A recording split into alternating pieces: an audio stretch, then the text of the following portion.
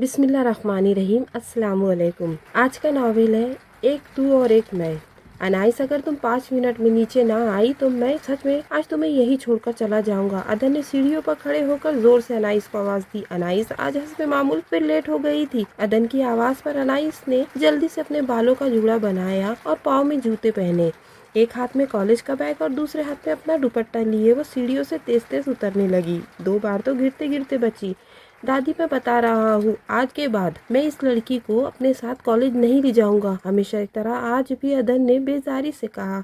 हाँ तो ना ले जाया करो ना, मैं खुद ही चली जाया करूंगी। अनाइस ने फूली सांसों से जवाब दिया और कुर्सी खींचकर धड़ाम से इस पर बैठ गई। दादी ने ऐनक के नीचे से इसे घूरा। ओए लड़की, 100 बार कहा है शोहर है तुम्हारा, तमीज से बात किया करो। अनाइस ने घूर कर अदन को देखा, जो इस वक्त जमाने भर का मासूम और मस्कीन सी शक्ल बनाए नाश्ता करने में लगा हुआ था। दादी, तमीज से बात उनसे की जाती है जिनकी कोई इज्जत होती है, और अदन साहब की तो खैर से इतनी इज्जत है कि पूछेगा मत। उसने सेब का बाइट लेकर इसने सेब को बाइट किया और ऊपर से दूध पिया। शर्म तो इस लड़की को छूकर भी नहीं गुजरी। तौबा तौबा, जो ये कुछ सोचकर समझकर कह दे। छोटी अम्मा ने बड़ी अम्मा से कहा, अभी उम्र ही कितनी है बेचारी की, कॉलेज में तो ये उम्र ऐसी ही होती है, सब समझ जाएंगी आगे। उन्होंने छोटी अम्मा को तसल्ली दी। ओए लड़की, पागल वागल तो नहीं हो गई हो, कोई शर्म होती है जो तुम में तो बिल्कुल भी नहीं है। दादी ने इसे गुस्से से घूरा। दादी अम्मा छोड़े, आप अपना बीपी क्यों हाई कर रही है इसके चक्कर में, ये तो है ही ऐसी उटपटांग हरकतें करती है। मुझे पूरी उम्र बड़ा दिल करना पड़ेगा इसके लिए। इसने दादी से नजर बचाकर अनाइस को आंख मारी।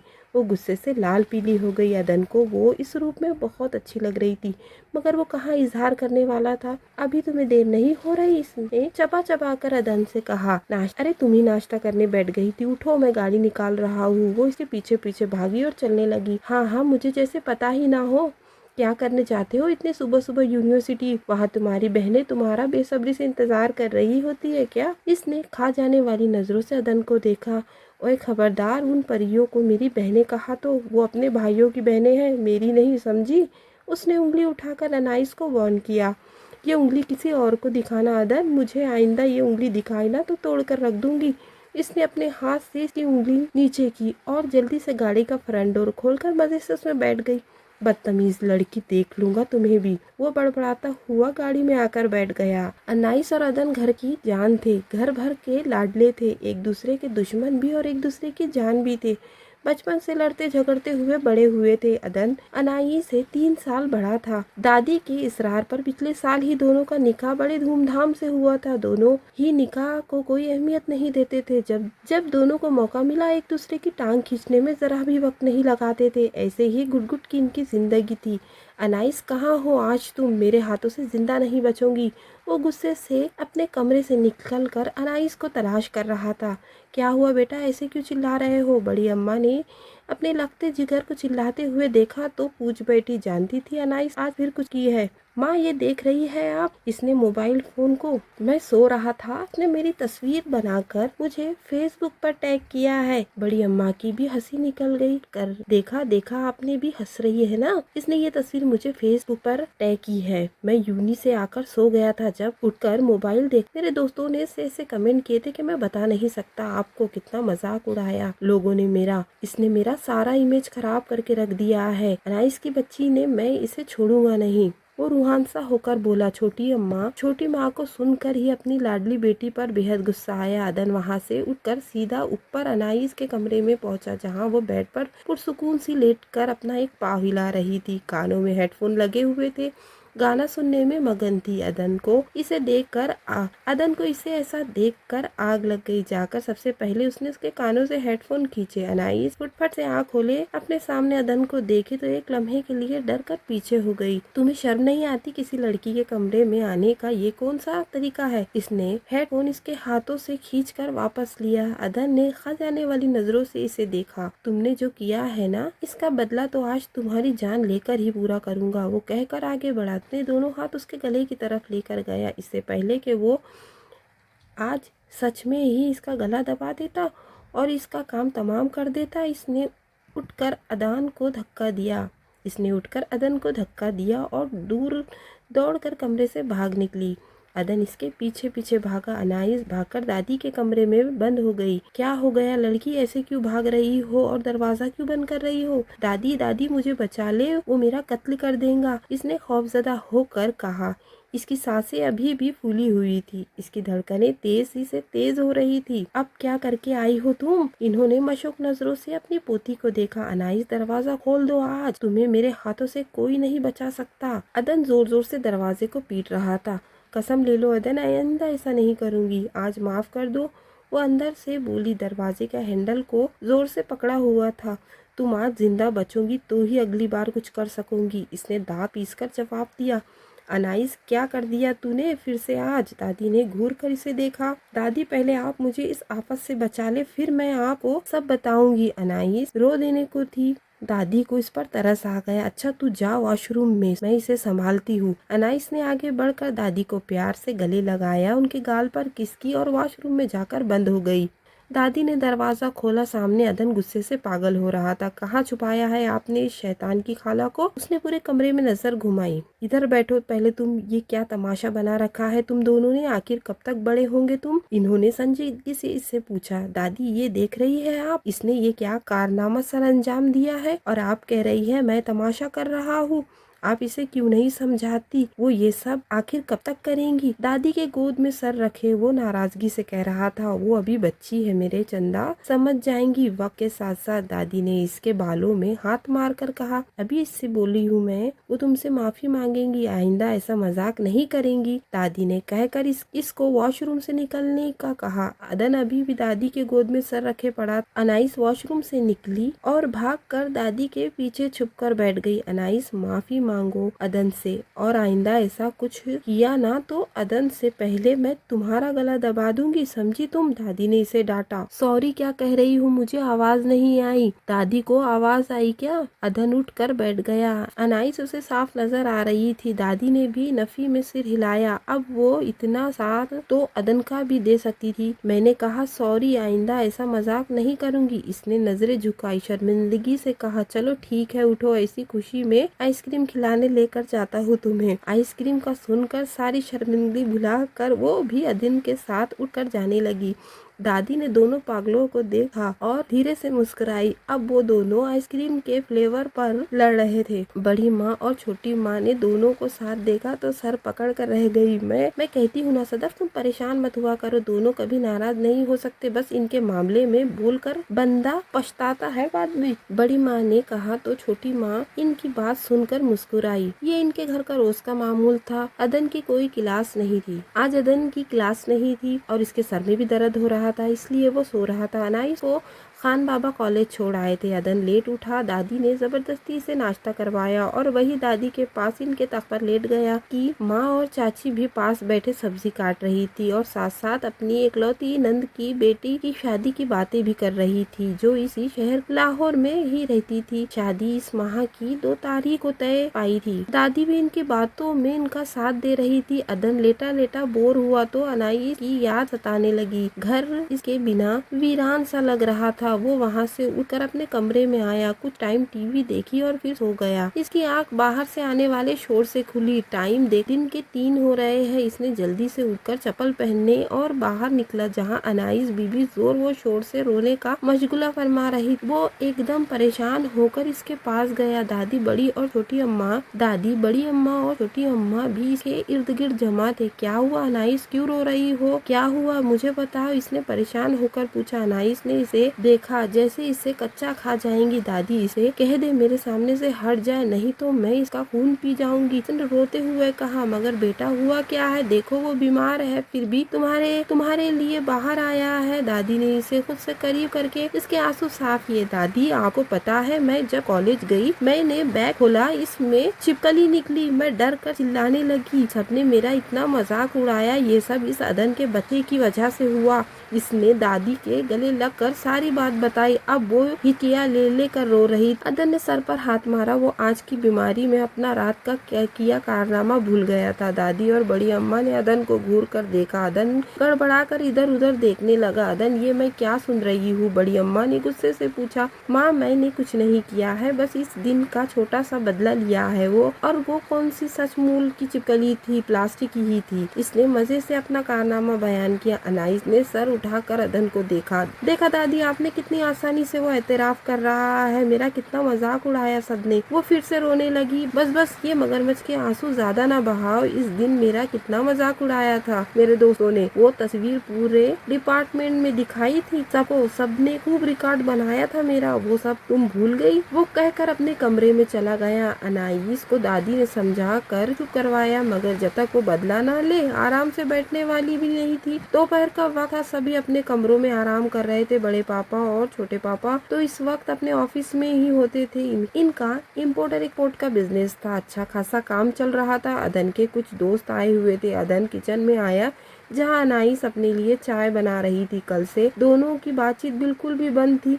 अनाइस ने इसे देखकर इग्नोर किया। अदन ने भी एक नजर इसे देखा और फिर बुआ को देखने लगा, लेकिन बुआ तो इस वक्त क्वार्टर में आराम करने गई थी। अदन से रहा नहीं। अनाइस से पूछ बैठा, बुआ कहाँ है? वो इस वक्त क्वार्टर में ही होती है ना। अदन साहब, आपकी याददाश्त शायद कमजोर हो गई है, जो आपको याद नहीं रहा, इसने तर्जिया लहजे में कहा। अदन ने इसके तर्ज को नजरअंदाज किया। तुम क्या कर रही हो? अनाइस ने मुड़कर इसे देखा और हाथ में पकड़ा कप इसकी आंखों के सामने किया। चाय बना रही हूँ शायद, इसने एक एक लफ्ज चबा चबा कर कहा। क्या तुम 3 कप चाय बना सकती हो? मेरे दोस्त आए हैं प्लीज, अदन ने इसे आजिजी से कहा। अनाइस नफी में सर हिलाने वाली ही थी कि कुछ सोच कर असबाब में सर हिला दिया। साथ में कुछ और भी बना देना यार, अदन ने आजिजी से कहा। अदन ने अनाइस को देखा। थैंक यू सो मच अनी, तुम दुनिया की सबसे बेस्ट लड़की हो। बस बस, ज्यादा मस्का मत लगाओ। मैं चाय बनाकर तुम्हें मैसेज कर दूंगी, आकर लेकर जाना। मुझे अपनी दोस्त की तरफ जाना है असाइनमेंट बनाने, ठीक है? मैं आकर ले जाऊंगा। अदन ने जाने के बाद इसने सारी चीजें ट्रॉली में रखी, चाय बनाई और इसमें चीनी की जगह बस नमक डाल दिया। फिर अपने कमरे में आकर जल्दी से बैग लिया और बाहर निकल कर इसे चाय ले जाने का मैसेज किया। खुद गाड़ी में जाकर बैठ गई। अब इसी नाजुक सूरत हाल में इसका घर से बाहर होना ही ठीक था। चाय की पहली घुट पीने के बाद अदन को अनाइस की इतनी फर्माबरदारी समझ में आई और वो सिर्फ दांत कर रह गया। दादी, छोटी माँ, बड़ी माँ, पापा, छोटे पापा सब इस वक्त लॉन में बैठे थे, शाम की चाय पी रहे थे। अदन यहाँ से वहाँ टहल कर अनाइस के आने का इंतजार कर रहा था। ए लड़के, तू क्या कर रहा है? इधर से उधर बिल्ली की तरह चक्कर क्यों काट रहा है? आराम से आकर इधर बैठ जा। दादी कब से इसको बेचैन इधर से उधर टहलते देख रही थी। वो चक्कर लगाने का अमल छोड़कर दादी के कदमों में आ बैठा और अपना सर इनकी गोद में रखा। दादी माँ, आप जानती हैं आज मुझे मेरे दोस्तों के सामने फिर से कितनी शर्मिंदगी उठानी पड़ी। ने दादी से शिकायत की। क्यों, अब आपने क्या कर दिया है? बंदे अच्छा काम करके तो इसी शर्मिंदगी तो ना उठानी पड़े। अदन ने एकदम झटके से सर उठाकर सामने देखा। अनाइस दुनिया जहाँ की मासूमियत और मुस्कुराहट चेहरे पर सजाए बड़े पापा के पास वाली कुर्सी पर बैठी थी। इसे अभी अभी ड्राइवर छोड़कर चला गया था। अदन को अपने गम में इसने आने का पता ही नहीं चला। हाँ तो अदन बेटा, क्या हुआ? आज यूँ आपको अपने दोस्तों के सामने शर्मिंदा होना पड़ा? छोटी माँ ने पूछा। क्या बताऊँ छोटी माँ, ये सामने जो फितना बैठी है ना, इससे पूछिए इसने आज क्या किया। अदन ने गुस्से से अनाइस को देखकर कहा। क्या किया है मैंने? मैं तो आज घर में ही नहीं थी, अनाइस ने मासूमियत से जवाब दिया। ज्यादा मासूम बनने की कोशिश मत करो। मेरे सामने आज तुमने जो चाय दी उसमें चाय की जगह तुमने नमक मिलाई थी। मैं जरा बताना पसंद करूंगी सबको, कौन सी चाय, कहाँ की चाय? मैं जब जा रही थी तुम ही किचन में मसरूफ थे। मैंने तुमसे पूछा भी क्या कर रहे हो अदन? तुमने कैसे मुझे बेइज्जती करके किचन से निकाला था? ये कहकर मुझे अपनी शक्ल मत दिखाओ। और अब जब मैं घर में मौजूद ही नहीं थी तो तुम मुझ पर झूठे इल्जाम लगा रहे हो। देख रहे हैं आप बड़े अब्बू? इसने रूहान सी होकर आखिर में बड़े अब्बू को देखा। अदन इसकी अदाकारी पर पीछ व ताप खाकर रह गया। बड़े पापा ने जिन नजरों से इसे देखा वो शर्मिंदगी से नजरें मिलाने काबिल नहीं रहा। बेटा, तुमसे मुझे यही उम्मीद नहीं थी। तुम अनाइस की गैर मौजूदगी में इसकी झूठी शिकायतें लगा रहे थे। बड़ी माँ ने अदन को सबके सामने डांटा। मैं झूठ नहीं बोल रहा, ये मक्कार झूठी, इसे मैं जिंदा नहीं छोड़ूंगा। इसने उठकर खा जाने वाली नजरों से इसे देखा। बस करो अदन, बचे नहीं हो, अब तुम दोनों बड़े हो गए हो, मैं आइंदा तुम दोनों को ऐसे फजूल तकरार करते ना देख। दादी माँ ने दोनों को गुस्से से देखकर कहा। अनाइस ने सबसे नजरें बचाकर आंख मारी। अदन के तन बदन में आग लग गई और चेहरे पर हाथ फेरकर इसे देखा और कहा, बच्चू अब मेरी बारी है, देखना तुम। अनाइस ने जबान निकाल कर इसे और चिढ़ाया और गुस्से से लाल पीला होकर वो वहाँ से उठकर अंदर चला गया। अनाइस दिल ही दिल में खुलकर मुस्कुराई। सबके सामने मुस्कुराने परहेज किया, कहीं कोई देख न ले, इसकी शामत न आ जाए। इसने मुस्कुराहट छुपाने के लिए चाय का कप फोटो से लगाया। एक हफ्ते की छुट्टी लेकर वो सईद भाई की शादी में शिरकत करने के लिए गई। दादी और बाकी घर ने भी 2 दिन पहले आने का सोचा था। अदन तो दिन में वही रहता, इसका दिल अपने अनी के बिना कहाँ लग सकता था। एक हफ्ता इन्होंने खूब हंगामा किया, गाने, डांस, म्यूजिक, सब कुछ। आज मेहंदी का दिन था, सभी अपनी अपनी तैयारियों में मसरूफ थे। अनाइस तैयार होकर किचन में गई, वहाँ से फूल की थैलियाँ उठाई और गाड़ी में रखनी थी। सामने से अदन आ रहा था। अदन ने हाफ व्हाइट शलवार कमीज के ब्लैक वेस्टकोट पहनी हुई थी। अनाइस ने इसे देखा तो इसके दिल एक अलग ही अंदाज में धड़का। अदन की नजरें इस पर पड़ी तो वो भी वही रुक। अनाइस ने ब्लू शॉर्ट शर्ट के साथ ग्रीन लहंगा पहना था। ऑरेंज कलर का दुपट्टा एक साइड में पिन किया हुआ था, बाल खुले छोड़े थे, लाइट सा मेकअप किया था और हल्की सी ज्वेलरी पहनी थी। आज से पहले अदन को वो इतनी प्यारी नहीं लगी थी जितनी आज लग रही थी। अनाइस इसके पास से गुजर कर जाने लगी कि उसका पाँव मुड़ा और उसने सहारे के लिए पास खड़े अदन का हाथ थाम लिया। अदन ने भी जल्दी से इसका हाथ मजबूती से थाम लिया। आराम से अनी, अभी गिर जाती तू, इसके अंदाज में फिक्र थी। तो तुम थे ना बचाने के लिए, अनाइस ने खुद ही में कहा। ओ लैला मजनू, यहाँ पब्लिक पैलेस में खड़े होके रोमांस कर रहे हो, कोई भी आ जाता तो। असद ने अदनान को आंख मारी। अनाइस ने इसे आंख दिखाई और अपना हाथ अदन के हाथ से निकाला और चली गई।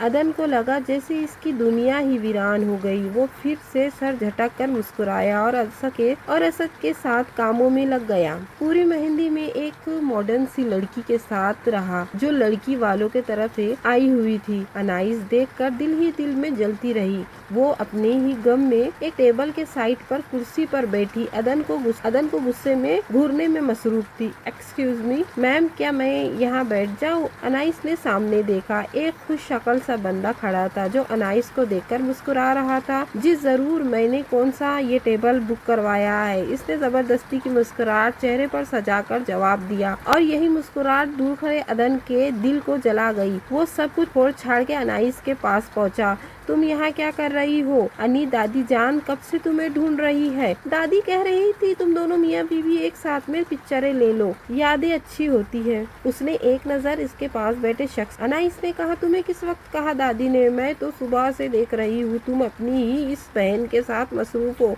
अनाइस ने मासूमियत के सारे रिकॉर्ड तोड़कर इससे कहा। अदन दांत पिसता गया। अनी, क्या हो गया है तुम्हें? मैं सच कह रहा हूँ। इसने जबरदस्ती से उसका हाथ पकड़कर उठाया। भाई साहब, आपने कहीं देखा है क्या कोई मेरे शोहर के पास आया हो और इसके कान में कोई बात की हो? इसने उठ मुड़कर उस बंदे से कहा जो इन लोगों की नोक-झोंक से लुत्फ अंदोज हो रहा था। एकदम बौखला गया। जी क्या मैंने नहीं जी, मैंने नहीं देखा। इस बेचारे को समझ नहीं आ रही थी कि वो इन पागल लोगों को क्या कहे जवाब दे। देखा, इन भाई साहब ने भी नहीं देखा। अदन को तो उसके भाई कहने पर ही दिल में ठंडी उतरती महसूस हुई। इस 1 मिनट अदन, मुझे एक काम याद आ गया है। अदन ने इसका हाथ छोड़ा और सवालिया नजरों से इसे देखा। अनाइस एक तरफ गई जहाँ अदन इस लड़की के साथ खड़ा था। वो इस लड़की के पास जाकर रुकी। अदन भी भागकर इस तक पहुँचा। हेलो, मैं अनाइस। अदन, लड़की ने हैरत से अनाइस को देखा और अदन को साथ देखकर इस्माइल पास की। अनाइस बीबी को आग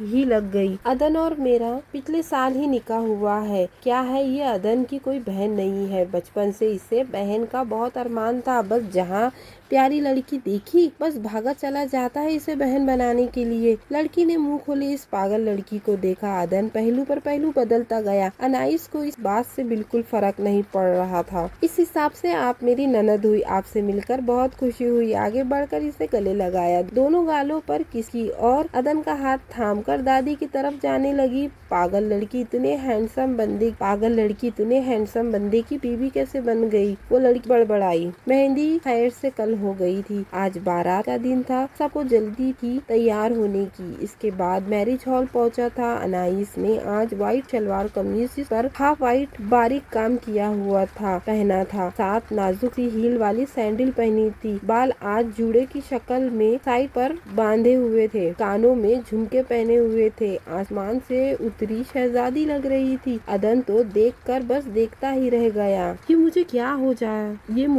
हो रहा है? इस चुड़ैल को देखकर मैं भूत क्यों बन जाता हूँ? ये मुझे क्या हो रहा है? कहीं मुझे इस चुड़ैल से प्यार तो नहीं हो गया? नहीं, ये तो मेरी दुश्मन अव्वल है। मुझे इस चुड़ैल से प्यार यार नहीं हो सकता, मगर शायद हाँ, मुझे इससे प्यार हो गया है, मगर मैं कभी इससे इजहार नहीं करूँगा। वैसे ही सर चढ़कर नाचेंगी। इसने मुस्कुराकर खुद से सवाल किया। सवाल जवाब कैसे? और अनाइस को देखा जो किसी से बात करते हुए हंस रही थी। अदन को इसकी हंसी दुनिया की सबसे खूबसूरत हंसी लग रही थी। इसका दिल किया वक्त थम जाए, इसकी यानी ऐसे ही हंसती रहे। ये मुझे क्या हो गया है? मैं क्यों अदन को देखकर घुसी जाती हूँ? अनाइस बीबी, ये वही अदन है जिसे आपको बेहद चिढ़ है, तुम्हारा दुश्मन। तुम इसको देखकर क्यों होश हो बैठी हो? इसने अदन को देखकर सोचा, मेरा शोहर है, मेरा महरम है, मेरे। इसने दिल को तसल्ली दी। अदन को मुस्कुरा कर देखा। इसी वक्त अदन की भी नजर इस पर पड़ी। अदन ने मुस्कुरा कर सुनाया को आंख मारी। छोरा कहीं का। वो बड़बड़ाते हुए दादी के पास जाकर बैठ गई। मुस्कुराहट अभी भी इसके होठों से जुदा नहीं हुई थी। इस वक्त सब लॉन में बैठे हुए थे। रुखसती के बाद सब बड़े कमरों में आराम करने गए। पूरे चांद की रात थी। सबके बेहद इसरार पर अदन ने गाना शुरू किया। इसकी आवाज बहुत अच्छी थी। कोई भी खुशी का मौका होता अदन से गाना लाजमी सुना जाता। अदन की नजरें बार बार अनाइस के चेहरे का दीदार कर रही थी। वो जानकर भी अनजान बनी बैठी थी। इसे जरूर हो कल मुझको इजाजत हो ना हो, टूटे दिल के टुकड़े लेकर तेरे ही दर पे रह जाऊंगा। मैं फिर भी तुमको चाहूंगा। अदन ने पूरा टाइम अनाइस पर अपनी नजरों को फोकस कर कर गाना गाया। सबसे खूब दाद वसूली, मगर आज पहली बार अनाइस ने इसकी आवाज का मजाक नहीं उड़ाया। आग दोनों तरफ से बराबर लगी हुई थी। अदन ने मुस्कुरा कर सोचा, रात गए तक महफिल जमी रही थी। कल अदन और अनाइस के निकाह को पूरा 1 साल होने वाला था। ये इत्तेफाक ही था कि दोनों का निकाह 14 फरवरी को हुआ था। अदन ने सोचा वो अनी को सरप्राइज देगा, इसे साथ ले जाकर पहले अच्छे से शॉपिंग करवाएगा, इसके बाद कल इसके साथ मूवी देखेगा और अपने प्यार का इजहार करेगा। इसीलिए वो जल्दी से अनाइस के रूम की तरफ गया। इसे बाहर ही रुकना पड़ा। अनाइस किसी दोस्त से फोन पर बात कर रही थी। यार, अदन मुझसे प्यार ही नहीं करता। निकाह को 1 साल हो गया है, मगर निकाह के बाद अदन ने मुझे एक गिफ्ट तक नहीं दिया। वो रूहानसी होकर कह रही, मैं क्यों दूं उसे कोई गिफ्ट? इसे ख्याल ही नहीं आया। मैं इसकी मनकुआ हूँ, मेरा भी दिल है, मेरे भी एहसासात है, जज्बात है। बाहर खड़ा अदन मुस्कुरा उठा। अनी, आज की रात तुम्हारा है, सारे गिले शिकवे दूर कर दूंगा। और वो ये कहकर वापस मुड़ा। अब उसे कुछ और सोचना था। अनाइस ने भी अदन का फेवरेट परफ्यूम लिया और उसे अच्छे से पैक करवाया। इसके बाद उसने हैप्पी वैलेंटाइन डे का एक कार्ड भी खरीदा। अगर अदन खुद पहल नहीं करेगा तो वो सारी दुश्मनी भुलाकर खुद पहल करेंगी। इसलिए इसने रात के 12 बजने में सिर्फ 5 मिनट रहे थे। अनाइस ने उठकर बालों में कंघी की, गिफ्ट कार्ड लेकर अदन के कमरे के बाहर खड़ी होकर खुद को रिलैक्स किया। वो आज पहली बार अदन के रूम में जाने से घबरा रही थी। इसने दरवाजे पर दस्तक दी, फिर हैंडल घुमाकर दरवाजा खुला था। वो अंदर दाखिल हुई। अदन सामने खड़ा था। अनाइस को देखकर इसकी तरफ वो मुतवज्जा हुआ। तुम इस वक्त यहाँ क्या कर रही हो? रात तो सुकून से गुजारने दिया करो। इसने जानबूझकर अनाइस को गुस्सा दिलाया। अनाइस बोली, मैं मरी नहीं जा रही थी तुम्हारे कमरे में आने के लिए। उसने सारे लिहाज बलाए ताक रख कर उसकी आंखों में देखा। हाँ तो फिर क्यों आई हो? मैं ये देने आई थी। इसने हाथ में पड़ा गिफ्ट और कार्ड उसे दिखाया। अच्छा, किस खुशी में? अदन का दिल बाग बाग हो गया, मगर इसने जाहिर नहीं होने दिया। हमारे निकाह को साल पूरा हो गया है, इस खुशी में। मैंने गलती की यहाँ आकर। तुम तो कभी इस रिश्ते से खुशी नहीं थे। हर वक्त मुझे तुम्हारे आंखों में बेजारी दिखाई देती है। मैंने सोचा आखिर कब तक हम दोनों आपस में लड़ते रहेंगे। चलो मैं ही दोस्ती का हाथ बढ़ा देती हूँ। इसलिए इसने गिफ्ट और कार्ड अदन के बेड पर फेंका और जाने के लिए मुड़ी। लोगों आकर देखो, मेरी अनाइस तो बहुत समझदार हो गई है, अदन ने शरारत से कहा। अनाइस ने मुड़कर गुफी से इसे घूरा। सच कहते हैं मेरे दोस्त, सारे मर्द बेवफा होते हैं। जिनको बिना मांगे सब कुछ मिल जाता है, इनको कभी किसी की कद्र ही नहीं होती। और आपको भी मेरी बिल्कुल कद्र नहीं है। मैंने सोचा आप में तो अक्ल नहीं है। मंगनी निकाह के बाद बीबी को कोई तोहफा दिया जाता है। इसने गफी से कहा। क्या कहा तुमने? आप कहा तुमने मुझे? कोई तो जवाब दो। वो संजीदगी से गोया हुआ। हाँ तो दादी और छोटी अम्मी चाहती है कि मैं आपको आप कहकर बुलाया करूं। मैंने सोचा सच ही कह रही है वो लोग, मुझे अपनी आदत बदलनी चाहिए। इसने शर्मा कर कहा। इसके गाल शर्म से लाल गुलाबी हो गए। अदन इसके इस रूप पर फिदा हो गया। अच्छा खैर, तुम्हारे ये सब ड्रामे मुझ पर कोई असर नहीं डाल सकते। वो काम बताओ जिसके लिए इतने पापड़ बेलने पड़ रहे हैं तुम्हें। आप मुझसे प्यार ही नहीं करते रूठा लहजा। हाँ तो क्यों करूँ तुम जैसी चुड़ैल से? तुम ही रह गई हो क्या मेरे लिए? दुनिया भर में सारी लड़कियां मर गई है क्या? वो सोफे पर बैठकर सुकून से गोया हुआ। अनाइस का दिल करची करची हो गया। सच कहती है मेरी दोस्त, सारे मर्द होते ही बेवफा है। तुम्हारी दोस्तों ने सब मर्दों को आजमाया होगा। तौबा तौबा, कैसी बेहुदा दोस्तें हैं तुम्हारी। इसने बाकायदा कानों को हाथ लगाया। जब भी मैं कहूँ अनाइस साहिबा इतनी बेशर्म कैसे हो गई है ऐसे दोस्तों के साथ, तुम ऐसे ही बेशर्म हो गई। हाँ तो मैं किसी गैर मर्द से तो इजहार नहीं कर रही ना। शोहर हो आप मेरे, आपसे ही इजहार करूंगी तो क्या महल्ले के करीम बाबा के बेटे से जाकर अपने प्यार का इजहार करूंगी? इसने खा जाने वाली नजरों से अदन को देखा और वापस जाने के लिए मुड़ी। अदन ने उड़कर इसका हाथ थाम लिया। अब आई ही गई हो इजहार करने के लिए तो करो, मैं सुन रहा हूँ।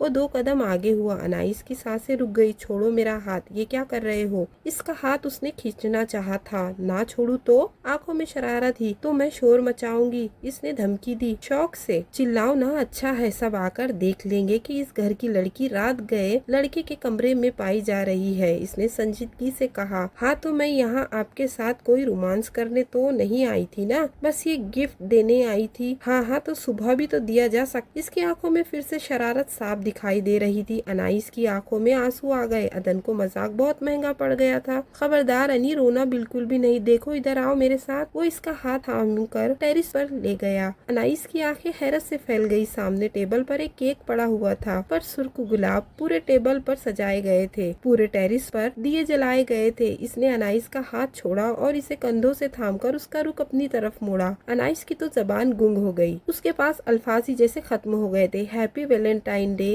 और निकाह मुबारक हो मेरी जान, मेरी जिंदगी। इसने अनाइस के कानों में सरगोशी की। अनाइस ने शर्मा कर अदन को देखा। अदन ने साइड पर पड़ा गिफ्ट पैक उठाया और उसे नाजुक सा गोल्डन लॉकेट निकाल कर अनाइस के गले में पहनाने के लिए इसके करीब हुआ। अनाइस एक कदम पीछे हुई। मैं खुद पहन लूंगी, इसने घबरा कर कहा। अदन मुस्कुराया, एक कदम आगे आया। अनी, शोहर हूँ तुम्हारा, इतना हक तो रखता हूँ ना। अनाइस ने असबाब में सर हिलाया। अदन ने आगे बढ़कर अनाइस के बालों को पीछे किया, फिर धीरे से उसके गले में लॉकेट डालकर इसके चेहरे को दोनों हाथों से थाम कर उसके माथे पर बोसा दिया। फिर पीछे हटकर इसका हाथ थाम कर टेबल के पास लाया। दोनों ने मिलकर केक काटा। अदन ने एक पीस अनाइस को खिलाया, फिर इसे लेकर साइड पर पड़ी कुर्सियों पर बैठ गया। अपनी कुर्सी खींचकर अनाइस के बिल्कुल सामने की, इसके दोनों हाथों को थाम कर इसे देखा। जानती हो नी, मैं और तुम बने ही एक दूसरे के लिए हैं। हम चाहे जितना भी लड़ ले झगड़ ले, फिर भी हम दोनों हमेशा साथ होते हैं। हम कभी भी एक दूसरे के बिना नहीं रह सकते। मुझे आज से नहीं, बहुत पहले से तुमसे प्यार है अनी, बहुत ज्यादा, बेहद ज्यादा। खुद से बढ़कर मुझे तुम अजीज हो। अदन ने प्यार भरे नजरों से अपने सामने बैठी अपनी मनकोहा को देखा, जो नजरें झुकाए बैठी थी। तुम कुछ नहीं कहोगी अनी? अनाइस ने नजरें उठाकर सामने बैठे अदन की आंखों में देखा। अपने लिए मोहब्बत का समंदर देख वो दोबारा नजरें नीचे कर चुकी थी और धीरे से बोली, अदन, आप मेरी जिंदगी का सबसे खूबसूरत तोहफा हो, जो दादी जान ने मुझे देकर मेरी पूरी उम्र के लिए मुझ पर बहुत बड़ा एहसान किया है। आपकी अनी आपके बिना अधूरी है। अदन ने मुस्कुराकर इसके दोनों हाथों अपने आंखों से लगाकर उन पर अपनी मोहब्बत की मोहर कर दी। तुम्हारा अदन भी बिल्कुल अधूरा है अपनी अनी के बिना। एक तू और एक मैं। रहे बाकी दुनिया और जाए भाड़ में। आखिर में अदन शरारत से गोया हुआ। अनाइस खिलखिला कर हंसी। अदन भी इसके साथ हंस पड़ा। सामने आसमान पर मौजूद चांद भी इनकी हंसी के साथ मुस्कुरा रहा था। खत्म शुदा।